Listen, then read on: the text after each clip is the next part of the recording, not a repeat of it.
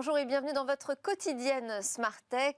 Nous ouvrons aujourd'hui pratiquement en même temps qu'un événement cyber majeur et la cybersécurité, ce sera un des sujets qu'on traitera de différentes manières aujourd'hui dans Smart Tech. Notamment, on va commencer avec Guillaume Tissier, mon premier invité, qui est le co-organisateur du Forum international sur la cybersécurité. Je lui poserai la question de comment faire progresser justement cette sécurité dans le monde cyber.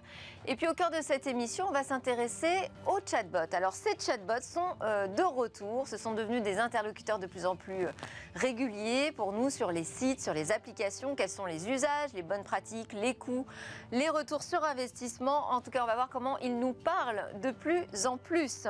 Et puis dans notre rendez-vous avec le monde de la donnée, c'est là où on va reparler de cybersécurité avec une réflexion différente. On va voir comment on passe d'un enjeu technique à un enjeu culturel. Et oui, la cybersécurité, c'est aussi une affaire culturelle.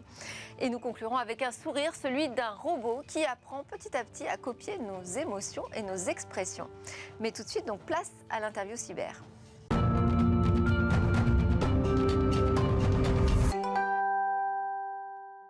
Comment faire progresser la cybersécurité? C'est le sujet que l'on va aborder avec Guillaume Tissier. Bonjour d'abord Guillaume, vous êtes associé d'Avisa Partners, qui est une société de management des risques, co-organisatrice du FIC, donc le Forum international sur la cybersécurité.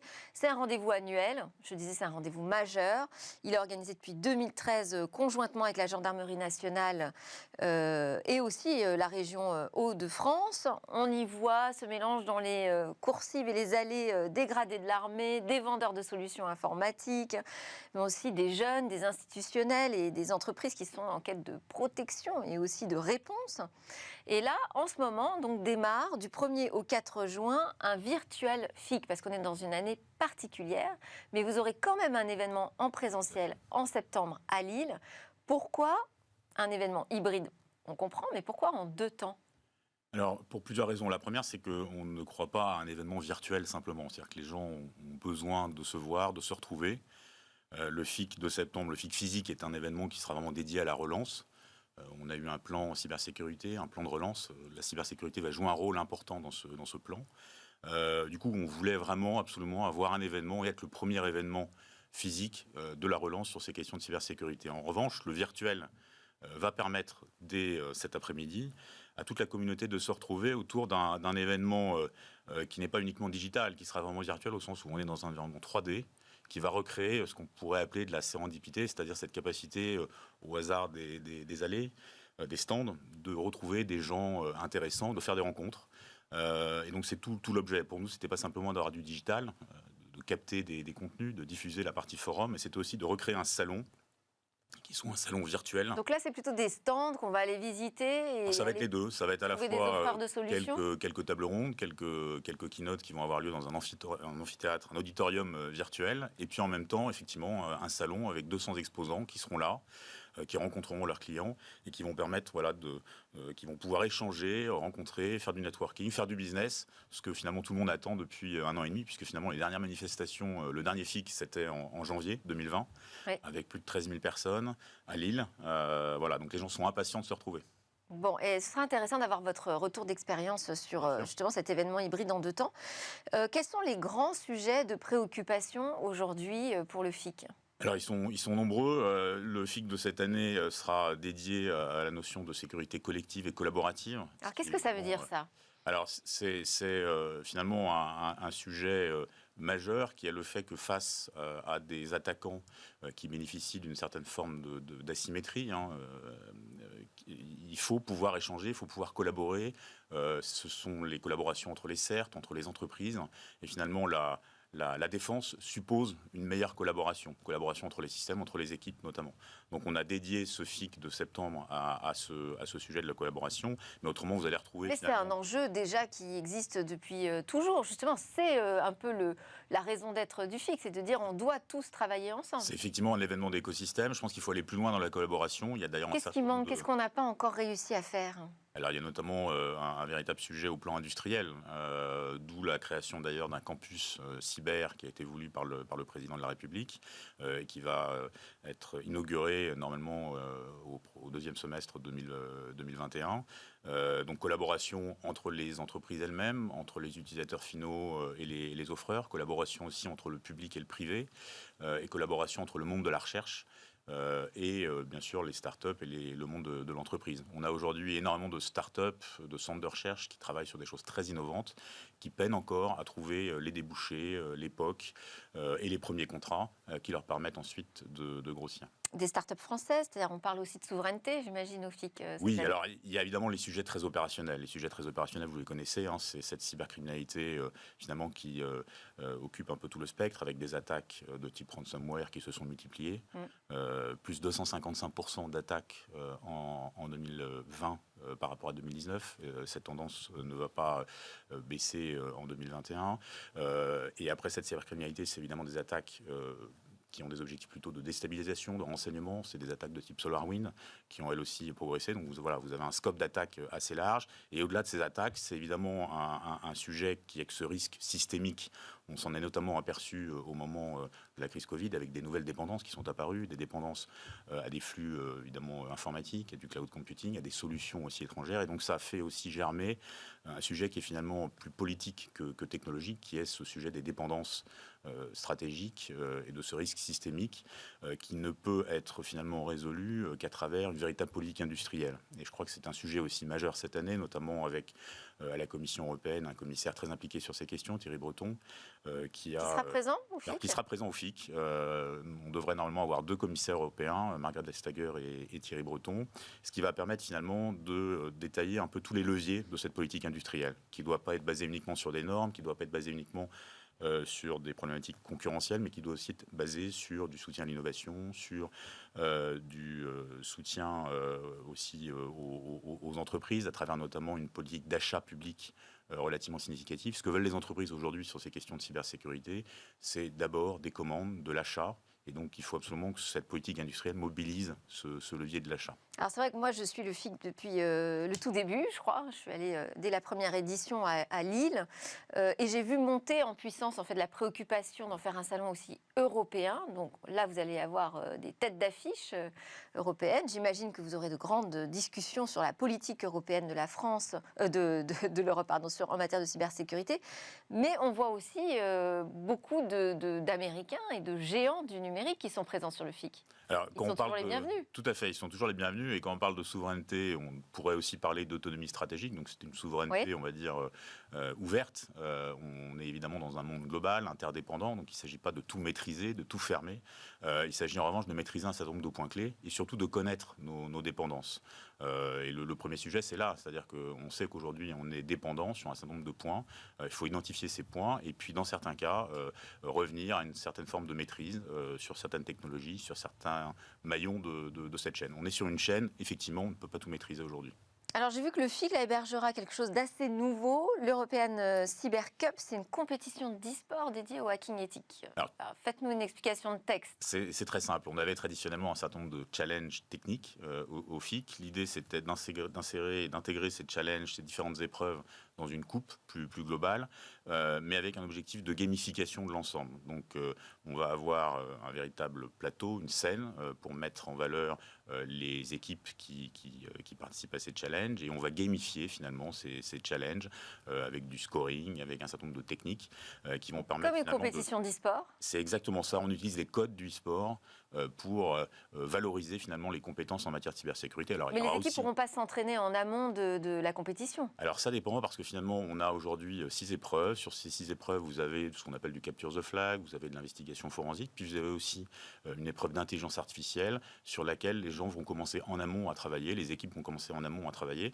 Donc ce qui est important, c'est qu'on a aujourd'hui plus d'une dizaine d'équipes qui ont répondu à l'appel, avec de nombreuses entreprises, de nombreuses écoles, et qui vont donc venir avec leurs étudiants les plus talentueux pour s'affronter sur ces épreuves pendant 2 jours, et avec à terme vraiment une ambition qui est d'avoir une sorte de ligue européenne en matière de cybersécurité et de hacking éthique, et peut-être avec une manifestation qui demain fera des émules dans d'autres pays. Donc en tout cas, c'est notre objectif. On croit beaucoup à cette dimension très humaine de la cybersécurité et donc au besoin de valoriser finalement tous ces métiers.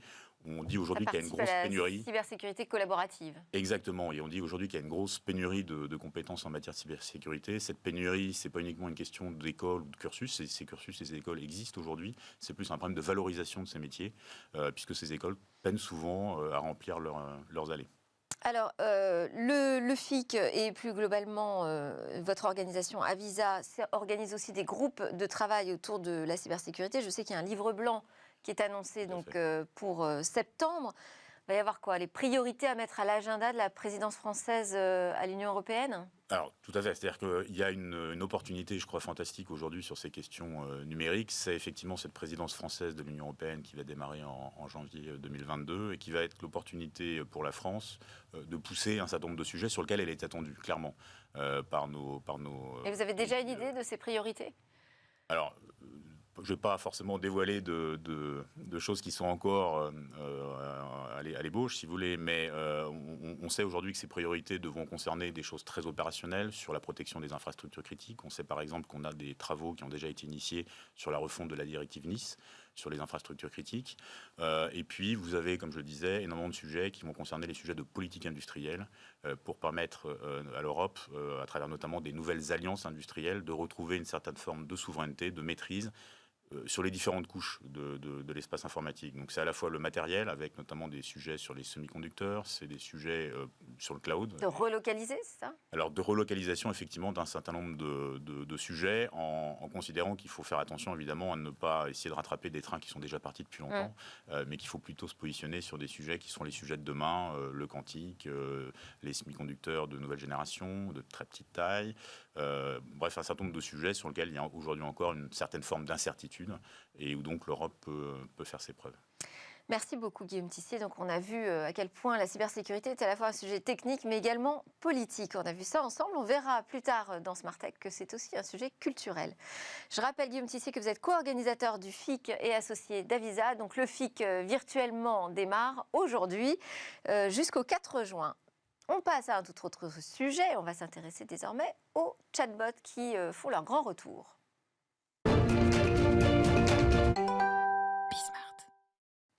Les chatbots nous parlent de plus en plus et on va voir pourquoi avec Jérémy Delru, directeur Europe du Sud de CM.com, qui est un spécialiste du commerce conversationnel et donc notamment des chatbots. C'est aussi par exemple la société que l'on retrouve derrière Amélie Bot de l'assurance maladie. Avec nous également Jérôme Bouteiller, fondateur d'Écran Mobile, spécialiste du marketing mobile et évidemment notre chroniqueur dans Mobile Business toutes les semaines. On va vous retrouver jeudi d'ailleurs pour de nouvelles actualités.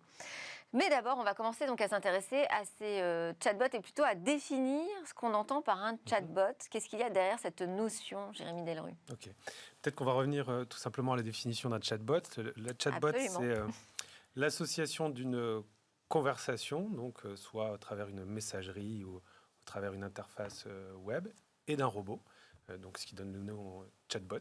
Et voilà, donc c'est automatiser des réponses, robotiser des réponses finalement qui sont envoyées ou reçues au travers d'une messagerie. Alors c'est intéressant que vous disiez automatiser, robotiser. Il y a différents types de chatbots. On le voit, ne serait-ce que sans soulever le capot, juste par notre expérience utilisateur. Il y a certains chatbots qui sont conçus de manière très automatisée. Oui. C'est-à-dire qu'ils ont des réponses préconçues et si on sort de ce champ, il ne comprend plus rien. Il y en a d'autres qui semblent un petit peu plus intelligents quand même. Exactement. C'est là, je pense que c'est le moment où ça bascule sur de l'intelligence artificielle. Donc on a... C'est peut-être un peu fort, non, de parler d'intelligence artificielle ? Non, pas du tout, parce que l'intelligence artificielle est là et fonctionne très bien. Donc elle est là pour justement répondre et adapter les réponses aux demandes qui sont reçues. Donc ce que vous définissez comme quelque chose de rigide, je pense que c'est un peu ce que vous pouviez retrouver sur un serveur vocal interactif avec taper 1, taper 2, taper 3. C'est ça, c'est qu'il y a une arborescence en fait. Exactement, déjà. Une arborescence avec un scénario prédéfini. C'est très efficace pour le premier contact entre le client et la marque, mais très vite, il faut soit mettre en place de l'intelligence artificielle, ou soit donner la main à un agent qui va répondre sur mesure à la demande, à la sollicitation. Donc là, s'il y a un agent qui intervient, on n'est plus dans le chatbot.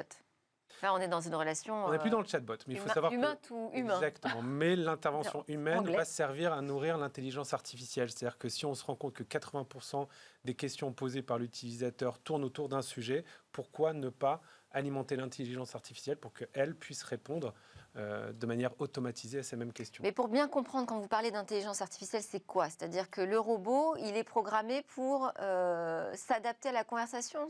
On n'en est pas encore là. Alors en tout cas, c'est un très très vieux sujet, parce que ça fait à peu près 70 ans qu'on parle de cette notion d'intelligence artificielle et de robot conversationnel. Je crois que l'origine, on la doit à Alan Turing, qui est un des pères britanniques de l'informatique. Il y a un film, The Imitation Game, qui lui est consacré. On voit comment il avait... Avec le test Turing, oui. C'est ça, et il va effectivement parler d'une machine de Turing, donc une sorte d'ordinateur qui n'existait pas, un ordinateur imaginaire, qui serait tellement réaliste qu'il pourrait tromper son interlocuteur. Et donc ça fait 70 ans, effectivement, qu'on a ce fameux test de Turing pour essayer de tromper l'humain avec des machines. Et il y a eu beaucoup de faux départs. Mais ces dernières années, c'est vrai que la technologie a tellement progressé qu'on commence à arriver effectivement à des agents conversationnels, des robots conversationnels capables effectivement de s'approcher de la qualité d'une relation humaine. Mais finalement, ça, c'est vraiment le top, effectivement, en matière de Après, l'objectif, c'est pas forcément de tromper, j'imagine. Non, justement, l'utilisateur, il faut qu'il soit bien conscient qu'il est face à un il y a effectivement un toutes ces robot. étapes intermédiaires qui sont tout simplement dans une logique servicielle de répondre aux gens. Comme disait Jérémy, un serveur vocal interactif, on n'a pas forcément besoin de choses très, très sophistiquées. Des choses très basiques rendent déjà service aux consommateurs. Quand vous parlez de la notion de dupé, c'est vrai qu'avec un serveur vocal interactif, on a toujours en tête la voix du robot ou la voix artificielle qui nous parle. C'est-à-dire que l'oreille sait se rendre compte de ça, donc il n'y a pas de souffle dans la conversation. En revanche, avec la messagerie qui a explosé ces dernières années, avec WhatsApp, Messenger, avec le SMS, etc., je veux dire, il n'y a pas cette notion d'écoute. Ce qui fait qu'on peut, oui, entre guillemets, duper l'utilisateur, en tout cas se rapprocher au maximum d'une conversation naturelle et dans ce cas rendre efficace le dialogue. C'est pour ça que c'est important quand même d'être transparent. Bon, on ne va pas parler d'éthique ici, mais d'afficher le fait que cette boîte de dialogue est une boîte de dialogue avec un chatbot et non pas avec un humain. Alors, il y a donc d'un côté la brique intelligence artificielle dont on nous parle depuis très longtemps et qu'on voit évoluer très lentement. Bon, mais il y a aussi les chatbots qui ont connu quand même une envolée à un moment. On ne savait même plus les compter d'ailleurs sur Facebook Messenger. Et puis ça s'est arrêté. Il y a clairement eu, il y a à peu près 5 ans, au printemps 2016, quand Facebook Messenger s'est transformé en plateforme, il y a eu le lancement de la Messenger plateforme, il y a eu un buzz incroyable, effectivement, autour des chatbots, et puis globalement autour de l'intelligence artificielle. Et c'est vrai qu'il y a eu beaucoup de communication très enthousiaste sur l'IA, beaucoup de lancements de chatbots, et puis c'est vrai que la hype est un peu retombée, comme malheureusement ça arrive très souvent dans la technologie, et beaucoup des chatbots qui étaient très ambitieux n'ont peut-être effectivement pas atteint leurs objectifs, mais ça a permis quand même de tester pas mal de nouveaux concepts, à beaucoup de marques de déployer des choses très intéressantes. On peut penser à la RATP, on peut penser à la SNCF, et certains de ces chatbots sont quand même massivement utilisés. Alors c'est vrai que c'est peut-être pas les volumétries qu'on attendait. On peut aussi pointer le fait que Facebook a finalement pas beaucoup mis en avant ces chatbots. Il n'y a pas un bot store comme il y a un app store, donc il y a encore beaucoup de choses à faire en matière de découvrabilité. C'est même l'inverse, c'est-à-dire que Facebook a décidé du jour au lendemain de ne plus mettre en avant les chatbots sur Messenger. Disons qu'il y a eu Il y a même eu une opération de Clevy, qui est une autre entreprise spécialisée dans les chatbots, qui s'est intitulée Save Your Chatbot, pour proposer aux entreprises de récupérer leur outil. C'est vrai que Facebook a donné la priorité à une refonte de Messenger, à l'interopérabilité avec les autres messageries, et on sent que toutes ces fonctionnalités avancées, qui n'avaient peut-être pas rencontré le succès escompté à l'époque, ont été mises un petit peu en sourdine pour quelques années. Mais la courbe du hype, vous savez, ça monte très vite, ça redescend, puis ça a fini par remonter. Et alors là, on a lentement. le sentiment qu'on est en train de remonter, justement. Je pense également, oui. Oui, et puis on s'est poussé vraiment par l'utilisation des messageries. Je veux dire, c'est le WhatsApp, c'est Instagram, Messenger, c'est plus une messagerie pour les ados. Les marques doivent aujourd'hui composer avec ces messageries-là, et on est vraiment dans une utilisation un peu hyperactive des utilisateurs de ces messageries. Donc il faut bien répondre aux sollicitations, et un des moyens d'y répondre de manière efficace, c'est de mettre en place un chatbot. En tout cas, ce qui est certain, c'est que dans les conditions générales de WhatsApp ou même de e-message de Apple ou d'autres, systématiquement, on a l'obligation de pouvoir rendre la main à un agent humain. Et c'est ce qu'on fait aussi chez CM, c'est que le chatbot est juste là pour en première ligne. Alors, avant de parler des bonnes pratiques, peut-être parler des usages pertinents. Parce qu'on dit que les entreprises doivent être sur les plateformes de messaging. OK, mais pour faire quoi? Quels sont les usages les plus pertinents aujourd'hui pour les entreprises avec un chatbot? Alors, on dit ça, oui, encore faut-il que ce soit pertinent pour l'entreprise. Ce n'est pas une fin en soi que d'être sur la messagerie. Alors, qu'est-ce qui est pertinent pour une entreprise? Une entreprise, c'est de faire du business, c'est de répondre aux questions, aux sollicitations On ne fait pas du business directement avec un chatbot?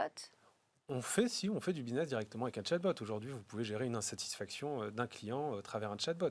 Oui, du SAV. Du SAV, ou même, je veux avoir une information sur tel produit, je veux l'information tout de suite. Si je ne l'ai pas tout de suite sur votre site, j'irai la chercher sur un autre. Donc, il faut pouvoir répondre de manière efficace et immédiate à la question, à la demande, en tout cas. C'est vrai que le premier usage, c'est du support client. Hein, Et là, on est dans la continuité de ce qui se faisait avec le support téléphonique ou le support email. Et quelque part, on a la jonction, on a l'instantanéité d'une communication téléphonique et le confort d'une communication écrite. Et puis, Jérémy le disait, la grosse explosion des dernières années, c'est ces messageries instantanées écrites qui aujourd'hui font jeu égal avec l'email. Hein. J'ai un chiffre, j'ai en tête une statistique Médiamétrie. Il y a aujourd'hui chaque jour 27 millions de Français qui utilisent l'email, mais il y en a aussi 27 millions qui utilisent ces messageries instantanées. Elles ont plus que doublé ces 2 dernières années et la pandémie a encore accéléré. Donc il y a véritablement un usage absolument massif de ces messageries écrites, des messageries sur mobile. On retrouve aussi des messageries sur site web. Effectivement, il y a plein de gens aujourd'hui qui ont pris pour habitude d'avoir cette communication écrite instantanée avec une marque. Alors ça peut être du support client et ce qu'on voit aussi de plus en plus, c'est de l'aide à la vente. C'est je consulte un site web, je consulte une application, je me pose des questions, je les trouve pas forcément tout de suite, mais j'ai une petite bulle qui va me proposer de m'accompagner pour qualifier ma demande, répondre à des questions. Et ce que l'on attend, quelque part, de ce chatbot, c'est qu'il améliore les taux de conversion qui sont réputés assez faibles, notamment sur mobile. Donc il y a une vraie volonté aussi de transformer le chatbot en outil d'aide à la vente. Donc c'est sur le parcours d'achat en fait qu'il est pertinent aujourd'hui d'installer des chatbots? Exactement. Puis peu importe, je veux dire pour l'utilisateur, s'il est en relation avec un chatbot ou pas, l'objectif c'est vraiment de pouvoir répondre à 100% à sa demande. C'est ce qu'il recherche. Ce qui pouvait être agaçant pour lui, sur des communications au travers un serveur vocal, c'est de ne pas avoir la réponse attendue et d'avoir à taper, à jouer sur un clavier. Là, je veux dire, si aujourd'hui on arrive à proposer une réponse suffisamment adaptée ou complètement adaptée à la demande, que ce soit un chatbot ou un humain derrière, j'ai envie de dire, peu importe. Par exemple, par exemple, une prise de rendez-vous, parfois c'est fastidieux quand il faut attendre au téléphone plusieurs minutes que quelqu'un daigne nous répondre, alors qu'on est prêt quelquefois à dépenser de l'argent. C'est vrai que c'est un peu bizarre. Et aujourd'hui, parmi les principaux irritants dans l'univers commerce, il y a cette notion d'attente et le chatbot répond à ça. Aujourd'hui, il y a des statistiques. Sur mobile, ça fonctionne bien aussi, parce que avant qu'on aille un petit peu plus loin sur l'expérience utilisateur. Ah oui, mais sur mobile, vous avez les live chats, ce qui sont les petites fenêtres que vous avez sur les sites internet qui sont mobile first, donc aucun souci. Puis surtout, vous avez WhatsApp qui est là. Vous pouvez converser avec la marque au travers WhatsApp. Et derrière, on va davantage vers un usage vocal peut-être sur mobile? Non, je pense pas. Je pense que l'usage vocal, c'est assez... Pour écouter, c'est très simple de parler avec Alexa ou d'autres. En revanche, lorsqu'il s'agit de converser, d'avoir une réponse en retour, c'est là où c'est délicat pour moi. C'est très compliqué parce qu'on sait qu'on a affaire à un robot. Enfin, je veux dire, encore une fois, il n'y a pas de souffle, il n'y a pas de respiration, il n'y a pas de tout ça. Donc, ça, c'est peut-être pas forcément un problème. C'est pas un problème. Ça ne crée pas de confiance, c'est ça? Non, ça ne crée pas de... Puis encore une fois, je pense que la personne, ce qu'elle aime bien, c'est de voir qu'elle est en train de taper un message et que l'avantage avec un WhatsApp, c'est qu'on voit lorsque la personne est en train de répondre, la personne est en train d'écrire, c'est écrit en haut de l'application. Oui. Donc il y a vraiment quelque chose d'instantané. On peut patienter, c'est vrai. Exactement. C'est vrai que le voice bot introduit une complexité supplémentaire, le text-to-speech ou le speech-to-text dans l'autre sens. Et ça nécessite effectivement des briques de natural language understanding, natural language processing. Hein. C'est souvent ces briques-là qu'on désigne comme des briques d'intelligence artificielle. Et effectivement, ça va plutôt vers des voice bots un peu plus compliqués. Néanmoins, il y a une étude de La Poste là, qui estime qu'il y a 20 millions de Français aujourd'hui qui utilisent maintenant de la commande vocale ou des assistants vocaux. Il y a 3 millions de foyers qui sont équipés d'un assistant domestique, un type OK Google, Amazon, Alexa. Donc il y a quand même une part significative de la population aujourd'hui qui a pris l'habitude de passer de la commande vocale à un objet en attendant une réponse. Et moi, je vois la montée en puissance des objets connectés. Je vois que vous avez une Apple Watch au poignet, vous avez peut-être des AirPods. Il y a tout un tas d'objets connectés qui se multiplient aujourd'hui dans notre écosystème. On attend 30 milliards d'objets connectés d'ici 2-3 ans. contre à peu près 8 à 10 milliards de smartphones et d'ordinateurs. Donc il y aura beaucoup d'objets connectés et je pense sincèrement que l'interface naturelle pour dialoguer avec ces objets connectés, ça sera la voix et ça sera d'autant pratique. Plus sur mobile, non? Sur Où quand mobile, même l'interface clavier est limitée. Dans sa voiture, dans sa cuisine, dans tout un tas de contextes où effectivement on n'aura pas forcément les mains libres et on appréciera la voix. Mais ça sera quand même des usages avancés, des chatbots un peu sophistiqués. Aujourd'hui, effectivement, la priorité, c'est des choses très basiques qui reposent sur l'écrit parce que c'est ça qui explose avec ou sans machine, ça c'est certain. Alors, j'évoquais Amélie Bot. Oui. Donc, ça fait 1 an que vous avez lancé ce chatbot avec l'assurance maladie. Ça m'intéressait d'avoir un retour d'expérience. Le retour est plutôt hyper positif. Donc, on a lancé ça pendant la pandémie, pendant la première vague. Et naturellement, la plupart des Français qui étaient en arrêt maladie pour cause de il n'y avait plus d'emploi, ont très vite voulu savoir comment ils allaient être remboursés, comment c'était pris en charge. Donc il y a eu un afflux de demandes et il a bien fallu les traiter. Donc on parle de millions de requêtes qui ont été traitées par le bot dès les premiers mois. Moi, j'ai vu 1 million d'interactions par mois. Exactement, c'est plutôt énorme. Parce que tout simplement, le bot était fait de la manière qui réponde complètement aux questions des personnes. Et quand on appelle... Est-ce que ça s'est substitué à l'outil messagerie qu'on trouve aussi sur le site d'Amélie? Oui, ça s'est substitué à l'outil messagerie. Et l'objectif, c'était aussi de se substituer aux mails et aux appels vocaux. Et donc, ils ont vu qu'il y avait une forte baisse de ces canaux au profit du chatbot. Donc, ce qui est hyper intéressant, c'est que le bot apprend en permanence. Donc, toutes les questions qui ne sont pas traitables dans le bot vont permettre d'alimenter une base de données sur laquelle on va apporter de nouvelles réponses et enrichir le bot. Donc, c'est vraiment un travail continu d'alimentation de ce bot, ce qui fait qu'il est de plus en plus efficace. On a d'autres exemples de chatbots réussis? Récemment, il y a eu un chatbot sur le Covid, par exemple, qui a été lancé pour effectivement répondre aux questions des gens.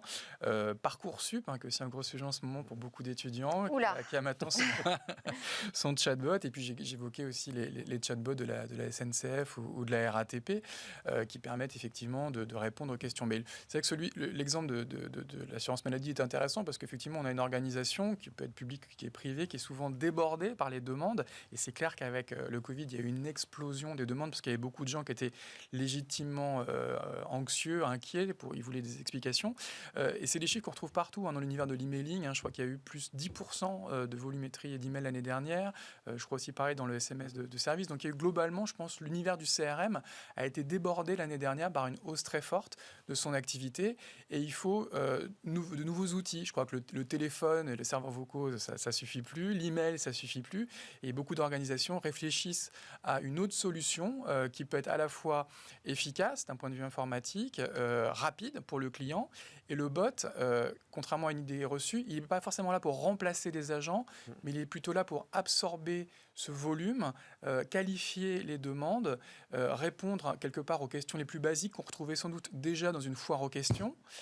Et après, éventuellement, renvoyer les cas les plus compliqués vers des agents humains pour un traitement et un accompagnement sur mesure. Alors, ça veut dire que ça pose aussi la question de qui s'occupe de ce chatbot dans l'entreprise?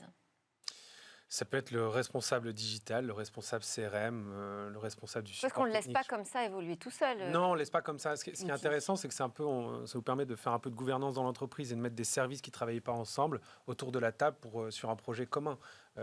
On voit sur l'assurance maladie, vous avez en effet la responsable du centre d'appel qui va venir alimenter avec les questions qu'elle peut recevoir, mais il y a aussi la DSI, bien évidemment, il y a aussi le digital, puisque ça touche au site web. Donc toutes les personnes sont plutôt concernées par le... Il ne faut pas besoin d'avoir une maîtrise technologique quand on passe par un prestataire externe, j'imagine. En revanche, vous avez fait des rachats, des acquisitions spécifiques dans les technos de chatbot. Pourquoi c'est nécessaire? C'est compliqué aujourd'hui de faire un bon chatbot d'un point de vue technologique? Mais, je veux dire, on ne va pas repartir de zéro. Donc là, il y a cette entreprise qui est CX Company qu'on a rachetée, qui a été très bien positionnée sur le chatbot et également l'intelligence artificielle. Et justement, c'est une société hollandaise, puisque CM est hollandais, et qui reste très pragmatique. Donc on pourrait, comme vous l'avez signalé il y a 5 ans sur Facebook, il y avait... pléthore de chatbots. Nous, on reste très pragmatique, très les pieds sur terre. Donc, le chatbot est là uniquement si ça sert l'entreprise, si ça sert le client final. va pas s'amuser à développer des chatbots parce qu'il en faut un absolument. Donc voilà, et c'est plutôt hyper simple à mettre en place, puisqu'encore une fois, il suffit d'écouter les demandes qui arrivent sur les centres d'appel ou les demandes qui arrivent par email et les automatiser au maximum au travers le chatbot. Mais du côté, moi ce qui m'intéressait, c'est du côté coulisses, c'est pas aussi simple que ça en a l'air, visiblement. Ça, c'est notre métier. Oui, mais moi, c'est ça qui m'intéresse, c'est votre métier. Disons qu'effectivement, il y a la plomberie, il y a les outils informatiques à brancher. Effectivement, c'est quoi? C'est le machine learning qui est compliqué? C'est d'avoir suffisamment de data ça va être, je pense, toutes les briques, tout l'apprentissage, effectivement, quand on va se baser sur un corpus de questions, de trouver les questions les plus fréquentes posées par les consommateurs. Ensuite, effectivement, apprendre au chatbot à reconnaître certaines expressions, parce que les gens, s'il y a une saisie libre d'un texte, il peut y avoir des erreurs de saisie. Donc, il va falloir effectivement apprendre à la machine à identifier tous ces mots-clés. Et il y a toute une période d'accompagnement qui peut prendre plusieurs semaines, plusieurs mois, effectivement, pour qu'une organisation, publique ou privée, rende son chatbot vraiment efficace. Et en général, on a des indicateurs qualitatifs pour voir si les gens sont satisfaits ou pas de leur conversation, qui ont tendance à monter dans le temps, puisqu'on va effectivement ajuster, le chatbot affiner. se spécialise. Voilà, et puis il faut apprendre.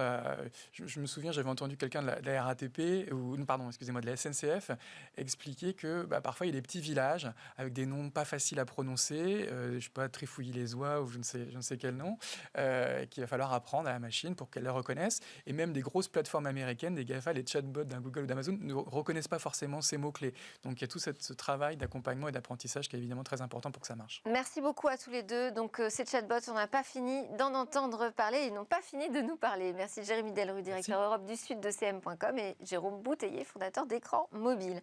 Juste après la pause, on reparle, je vous l'ai dit, de cybersécurité. On va voir pourquoi c'est une affaire culturelle.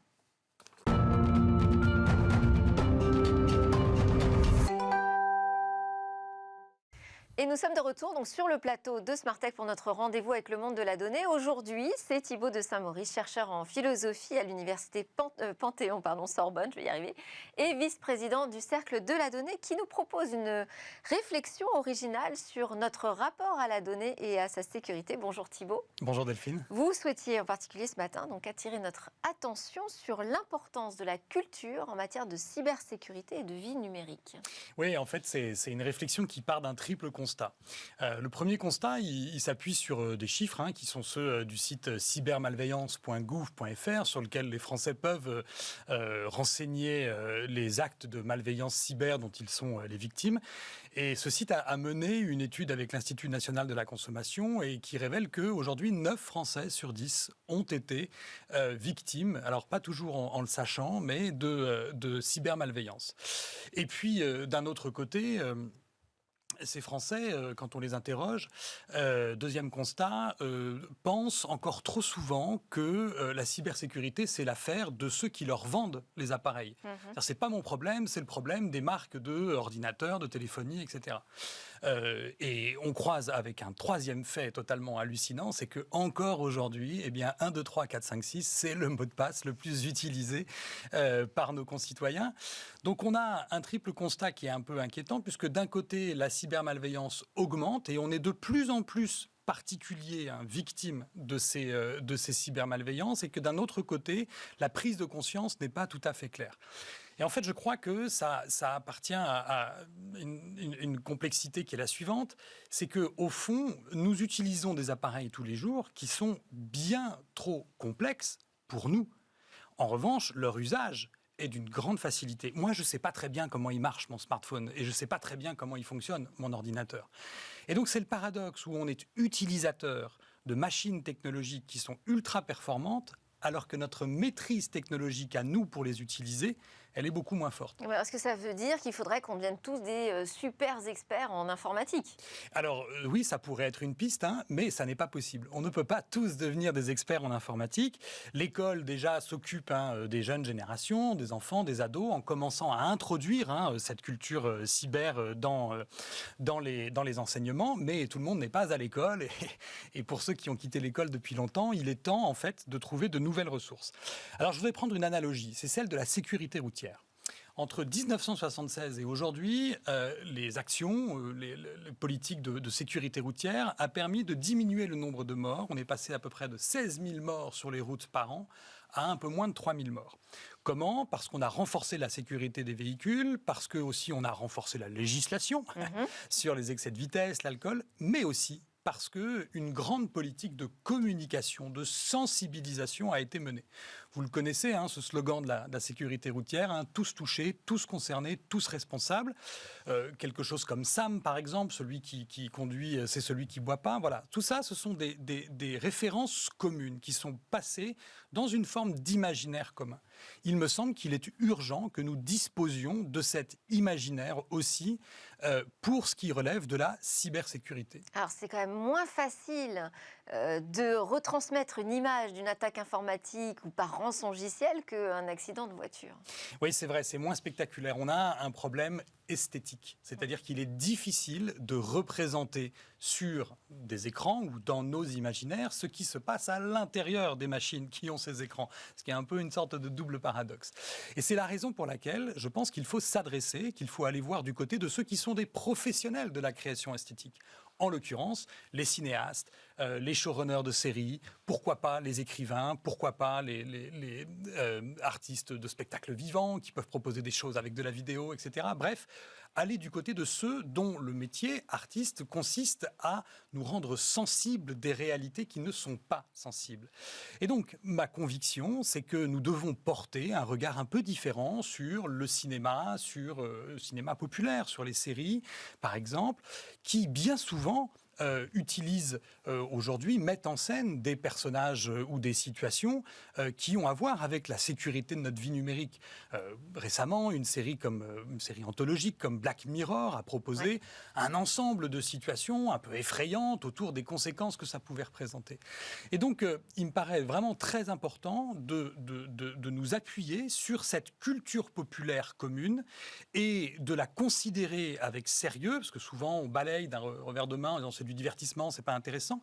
Et le pire, c'est que les experts eux-mêmes de cybersécurité disent c'est pas intéressant parce que c'est pas réaliste.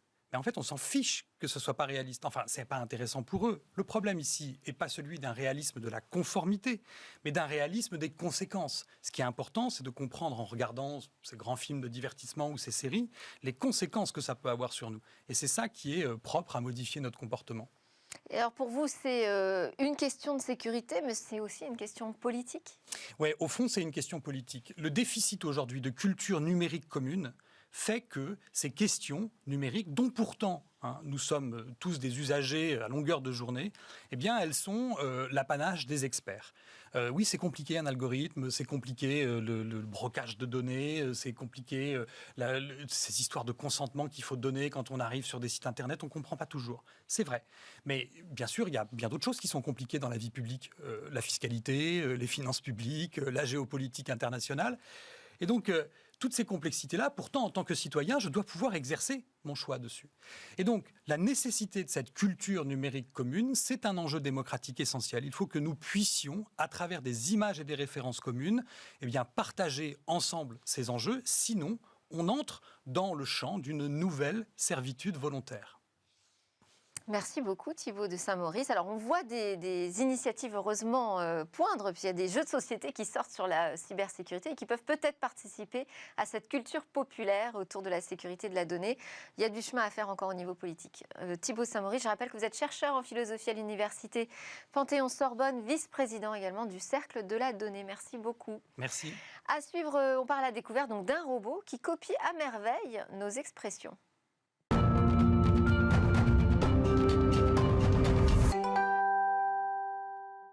À quoi ressemblera demain ? Aujourd'hui, nous allons regarder du côté de la robotique et la robotique émotionnelle. Bonjour Cécilia. Bonjour. Alors, vous allez nous présenter un robot, je disais, qui est capable de nous rendre nos sourires. Oui, parce qu'en fait, c'est cette idée précisément qui a poussé le Creative Machine Lab de Columbia aux États-Unis à créer Eva, un robot, vous le disiez, capable d'imiter les expressions faciales du visage humain, dont le sourire, évidemment. Il y a d'autres expressions qu'il est capable de copier ? Oui, alors il ne peut pas toutes les copier, évidemment. La palette d'émotions du visage humain est énorme, mais il est capable de reproduire 6 émotions de base, à savoir la peur, la joie, la tristesse, la colère, le dégoût et la surprise. Pour parvenir à faire de telles expressions faciales, Eva est donc équipée de muscles artificiels. Alors, ce sont en fait des câbles et des moteurs, évidemment, qui vont tirer comme ça sur des points précis du visage. Vous allez le voir à l'écran. Alors, ils imitent les mouvements qui se passent dans notre tête, c'est-à-dire que nous, on a plus de 42 minuscules muscles qui vont tirer comme ça sur la peau, sur les os, sur les muscles. Et donc, les muscles artificiels vont imiter la même chose. Et pour que l'illusion soit parfaite, il fallait un visage souple. Ici, une matière en silicone imprimée en 3D et moulée pour coller parfaitement à ce squelette métallique. D'ailleurs, ce robot n'a qu'un crâne, il n'a rien d'autre pour l'instant. C'est une tête posée sur la table. Mais c'est déjà énorme, c'était un défi technologique parce qu'il fallait réussir à concevoir un système suffisamment compact pour s'intégrer dans les limites d'un crâne de la taille d'une tête humaine, tout en ayant une fonctionnalité maximale pour reproduire ces expressions. Alors on dit qu'il nous rend nous sourire. Comment fonctionne cette interaction avec l'humain ? Alors, grâce à l'intelligence artificielle, en fait, le robot, il doit réunir 2 compétences. La première, c'est la partie mécanique, c'est-à-dire réussir à organiser cette composition de fils de muscles artificiels qui doit s'activer au bon moment et de la bonne façon. Et puis, de l'autre côté, il a fallu apprendre à reconnaître les émotions en face de lui. Alors pour ça, la méthode de Columbia, elle est assez intéressante. Les chercheurs, ils ont réalisé que le robot, d'abord, il devait apprendre à se connaître lui-même pour pouvoir réaliser ses expressions faciales. Alors pas au sens spirituel du terme, évidemment, mais en fait le robot, quand il applique une action comme ça, c'est une série de codes qu'il applique. Donc il n'a aucune idée du résultat, de ce à quoi ça va ressembler. Donc les chercheurs l'ont filmé en train d'appliquer ces expressions du visage et ils lui ont montré comme s'il le mettait en face d'un miroir. Donc il a appris avec lui-même, si j'ose dire, tout seul. Et donc aujourd'hui, quand il va regarder dans le visage d'un humain, en fait, il va reconnaître un sourire parce qu'il aura appris à le reconnaître sur lui-même. Autrement dit, c'est un peu de son sourire à lui qu'il va trouver dans notre sourire à nous. Oh ben, dis donc, c'est super intelligent. Et à quoi seront utilisés ces robots ? Alors évidemment, on est encore loin d'une techno applicable aujourd'hui ou capable de reproduire tous les mouvements. On l'a dit, on est en stade laboratoire. Mais aussi, s'il imite les émotions, il n'en ressent pas. C'est quand même important de le rappeler qu'on est Très sur un important. robot. Et que ce n'est pas parce qu'il nous sourit qu'il a spécialement envie de nous sourire. C'est parce qu'il a appris à le faire.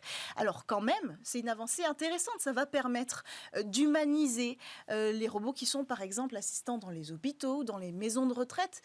L'idée de tous ces robots humanoïdes, c'est aussi d'accompagner les prochaines générations ou les plus jeunes dans les écoles à avancer avec des fonctionnalités intéressantes.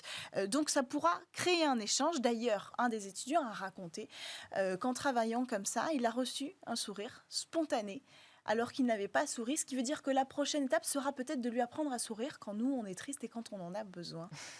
Voilà, en tout cas, ça permet de remettre les pendules à l'heure sur le stade d'avancement des robots qui jouent avec les expressions.